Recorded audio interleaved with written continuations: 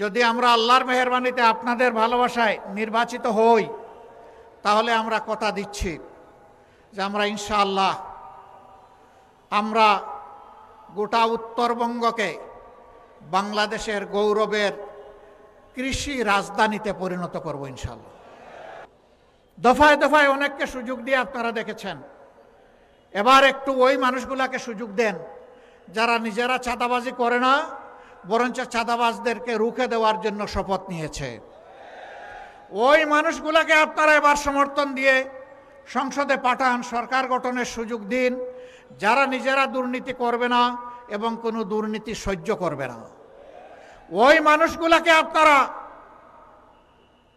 নির্বাচিত করুন, যারা মানুষকে সম্মান করতে জানে, যারা মানুষকে ভালোবাসতে জানে। ওই মানুষগুলোকে আপনারা এবার নির্বাচিত করুন, যাদের হাতে দেশ আসলে বিদেশে বন্ধু খুঁজবে কিন্তু কোনো প্রভু মানবে না।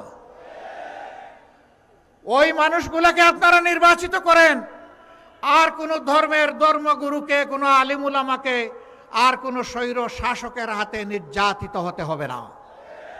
ওই মানুষগুলোকে আপনারা নির্বাচিত করুন, যারা ধর্মে বর্ণে বিভাজন সৃষ্টি করে মানুষের সমাজে মানুষকে বিভক্ত করে মুখামুখি করে ফেলে, তাদের বাইরে এসে একটা ঐক্যের সমাজ, সংহতির সমাজ, ভালোবাসার সমাজ, সবাইকে নিয়ে বাংলাদেশকে একটা ফুলের বাগানে পরিণত করার সমাজ যারা গড়ার শপথ নিয়েছে, সেই 10 দলকে আপনারা সমর্থন করুন।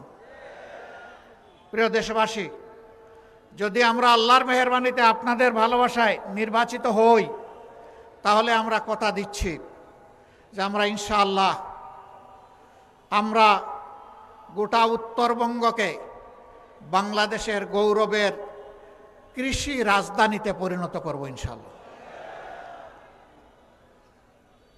এখানে যেখানে এয়ারপোর্ট হওয়ার এয়ারপোর্ট হবে, সৈয়দপুর এয়ারপোর্টকে আন্তর্জাতিক মানে ইনশাআল্লাহ উন্নীত করা হবে, যাতে শিল্পের বিকাশ, এগ্রো বেসড ইন্ডাস্ট্রি, কৃষিভিত্তিক শিল্পের বিকাশ এবং তার পণ্য, উৎপাদিত পণ্য সারা দেশে এবং বিশ্বে ছড়ায় পড়ে, এই জন্য কমিউনিকেশন ব্যবস্থাকে উন্নত করা হবে।